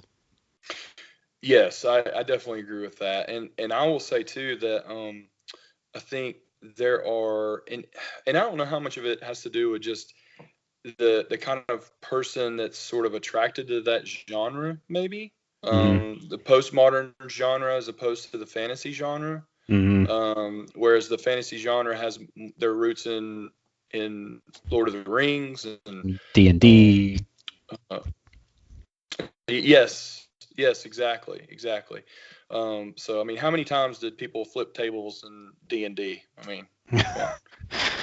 Not many times. If you did, it was just the rocks fall, everyone dies moment. So yeah, exactly. But I'll say, to answer your question, Jason, I played a total of 9 games in 4 matches, and I lost 1. And that was to a Thorns player. And that was in our first match. His name was Clay. And because I won the first game 16-12, lost the second game 9-10, and then won the next game 19-5. He uninspired you, didn't he? He killed him. He killed Moloch, actually. Oh wow. Part of it was dice, but the other, but really he just outplayed me. He got supremacy in the first action phase, and was able to upgrade his fighters. And then he had a couple of other like tactical supremacies that he got. And ended up killing Moloch with the Briar Queen, and that was I think that was the end of the second action phase, if I remember correctly. And so that was that. But I had plenty of glory to start with that he had to kind of catch up in that second game. So, but the rest of my games I played against, second match I played against Godsworn. The third match I played against Eyes of the Nine. And I mainly decided to take Eyes of the Nine in that one because I did not feel like, because Hank had not played against Eyes of the Nine at all. Yeah. Taylor had more of an understanding of what they would do, but I was more afraid that he was going to, the teleporting and other things would throw him off. So I took that match, and then in the final match I played against Skaven, and I think that was that deck similar to the one on Wigglehammer. The murder hobo deck. Yeah, the festering, hungering deck. But unfortunately for my opponent, my dice were pretty hot both games, and I just kept killing guys. And when I was inspired, I would be next to 2 or 3 fighters. I'm like, well, I'm gonna whirl attack you, and just kept doing that until they're dead. So yeah, that was about it. Well, that's awesome. My favorite thing to do with that whirl attack, by the way, and is to play a card that's not really played very often, which is Curious Inversion. Oh yes. It's especially when you're attacking somebody that has shields as defense, and you're hitting on hammers, and they're using rolling dodges. Yep. Right. Yeah. Can be kind of tricky. That's pretty interesting. Yeah, I remember when that card first came out, I was like, oh my gosh, auto include for Sepulchral Guard and the Harvest. Yeah. But yeah, I mean, you obviously telegraph what you're doing, but yeah, it's I love that card. That's a good one. Yeah, it's a good one. Let me see. So, sounds like you had a good experience, and what we kind of want to know is if you had the chance to do it over again, what would you do differently, and would you go at all? That kind of stuff. Oh yeah, I would definitely go back. It's actually already scheduled for the second weekend in June. Oh, cool. And the reason why they had to do it in June this year is because they're changing their venue to the Chattanooga Convention Center. Oh, so it's just growing, which is great. Yes, absolutely. And I talked to one of the TOs about it. He was asking me some questions, and I just he said, yeah, we're changing venues. It's going to be bigger. Unfortunately, we have to do it in June next year, but the following year we're going to have it back in July. And he said it's going to be a real convention at this next one, and I'm like, that sounds great. Awesome. And I really think that with the promotion that this particular event and play style, as far as the team format, I think that the promotion of it through the podcast and on Facebook and internet and all that, I think that that's going to only make it more popular. And listening to Path to Glory today, I heard Amon mention that there were some guys in the UK that may have some interest in even coming over to compete at hop in the ATC. pond. Yeah. So, but which I just thought, oh my gosh, that would be incredible. Yeah. If we were able to get more teams and and but yeah, I definitely want to go back. I'm hoping that we're supposed to make another trip next summer, so I'm hoping I'll be available that weekend. As far as what I would change, I think the main thing is practice. Mm-hmm. And it's sitting down like this on Skype or Hangouts or whatever, having a discussion with your teammates if you're not able to do that in person, and work out your decks, and then actually get some reps in either on TTS or webcamming it like Max Bernstein does, whatever medium you can use in order to get practice games in. One of the things that Amon Kushiro had said on his most recent Path to Glory episode was they had a lot of practice and they had a lot of help from other people in the community like John Reese and Tony Field and just some other people where they were getting practice games in. Oh, Max Bernstein was another one. They were getting practice games in, and as a result, they were more prepared against certain decks and war bands, as if more so than some of the other teams.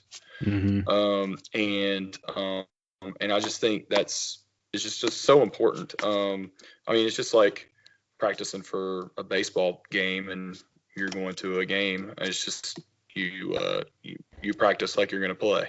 Yep. If you're sitting around eating cheeseburgers on the couch, you're not going to play very well. Oh, I'm going to lose now. Darn it. But I think that goes back to it. And I knew, my son and I got a lot of practice in, but we didn't really vary the war bands in which we were playing against. And so that's obviously a factor. But I really think that if you, and that's why I went to this tournament with the idea of I'm not going to make it to day 2. And we're just going to have a good time, and that's where we're going.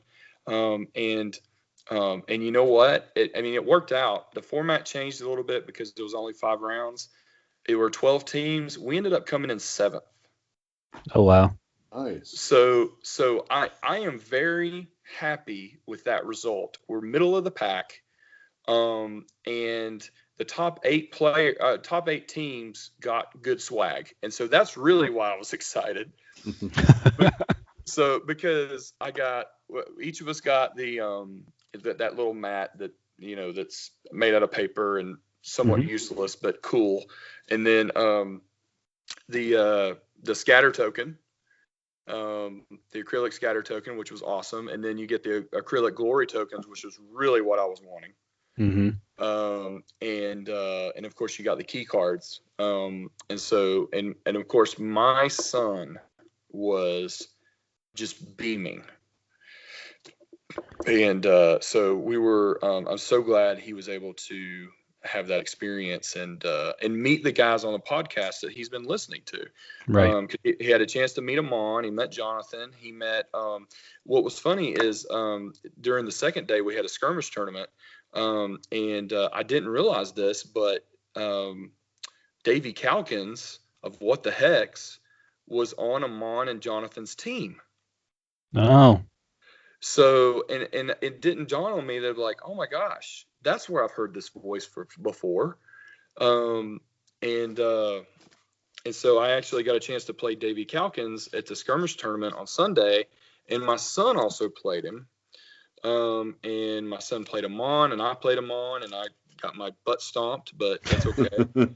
But it was just a really good experience overall. It was a lot of camaraderie, and we got a chance to talk about other things not Underworlds related, which was also good. So that's awesome. Sounds like a fun time. It was very fun. Well, that's great, man. Well, I'm glad to hear it, and maybe next year or the year after or something like that, maybe we can try and get together a team and head out there with you guys. I would love that. So, in fact, maybe I can cherry pick and get Jimmy and Jason. Yeah, you definitely don't want me. I'm a terrible. No, I'm messing with you, Trace. No, seriously, you don't want me on your team. I would just drag you guys down. Well, I mean, ever since I saw that picture on Facebook of Jason holding up glass with the Godsworn, I was like, oh, okay, yeah, he's for real. I wish I could have taken it to Jimmy, at the other tournament with the Godsworn, but finally got it done. There you go. So you have an event coming up here soon down your neck of the woods. You want to give us the details on that? Yeah, so the store that we normally play at is called That Computer Store. It's owned by a gamer. He has half of his store is computer repair, and the other half is just wargaming. And so he's wanting to run an event on August 10th at the downtown Columbia. But it's going to be part of the Soda City Comic Con. And so the tickets for admission on Saturday is $20, but you don't have to pay another fee to be able to compete in the tournament. And this past Friday, not yesterday or not today, but last week, he had the quarter four organized play box. So and I know you guys have seen those pictures. And I thought, oh my gosh, he's got it before anybody else that I'm aware of. I have to go take pictures and post them on Facebook. And it almost made me want to do a Twitter feed, but I didn't do that. I don't tweet, but anyway, so but yeah, it's I'm hoping to get we have about, I don't know, regularly players as far as that goes, 8 to 10 in this area. And so I was really hoping to get several others to come down, just because I don't know of another event that's going to come up here soon that has the quarter four box. And it's going to be a part of Comic-Con, so you'll get a chance to go see the vendors and some of the other things going on. And there should be enough time in the morning if you come early enough to kind of hang out and visit the con as well as after the tournament. And it's just going to be a three match tournament with best of three format.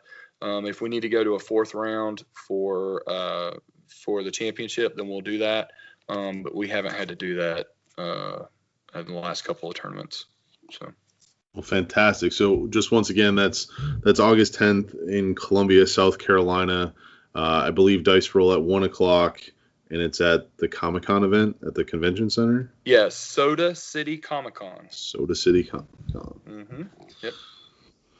Well, cool. I mean, I tried to get there, but that whole life, work, family thing's gonna get in the way. So darn. Yeah. Hashtag priorities. Yeah. Someone's priorities. Yeah, and I appreciate the opening of your podcast and just talking about how balancing wargaming with a job and a family and really just because it seems like whenever you listen, go on Facebook or not Facebook, on the podcast, or you go on YouTube, it seems like these guys don't do anything else but this. But we have lives too, and we have to balance that.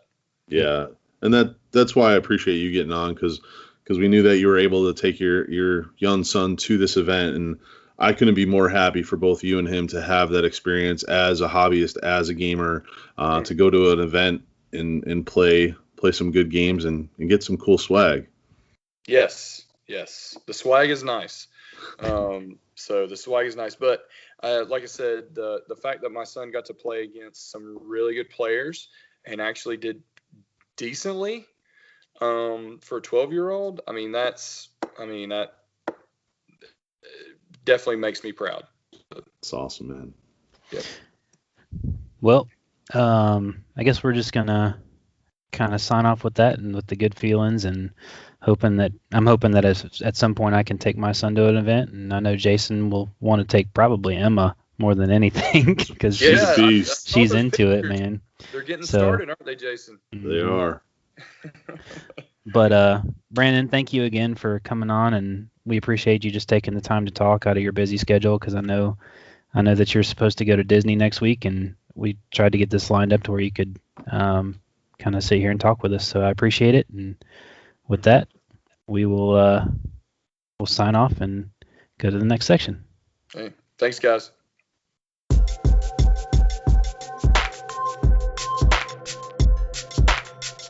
All right, and that'll round us out. So once again, we want to say thanks for listening. Thanks for taking the time. You can find us on Facebook and iTunes and all your other podcast apps. If you like what you hear and you want a way for other people to find us on the podcast apps and iTunes and things, the best way to do that is to leave us those reviews.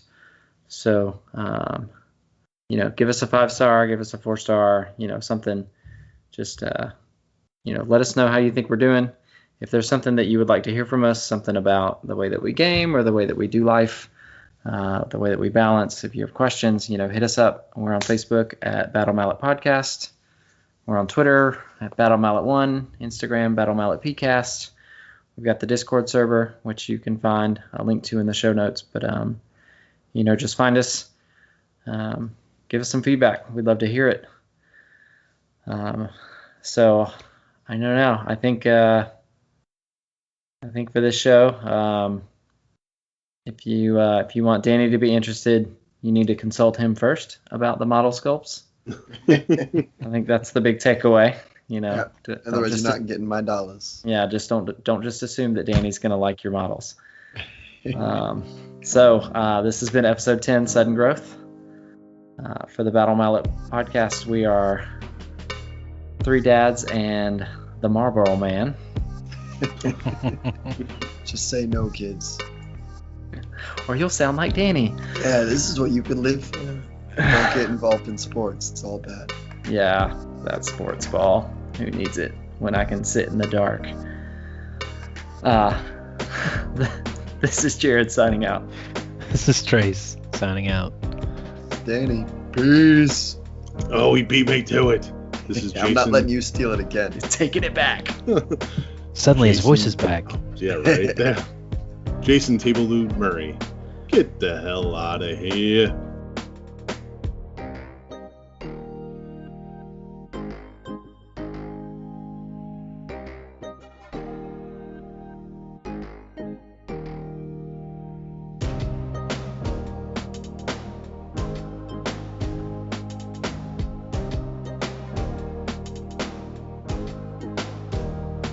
The Battle Mallet Podcast is protected under the Creative Commons license. If you have further questions as to its use, you can find more information via links on podcast.battle-mallet.com. Music by Anno Domini Beats.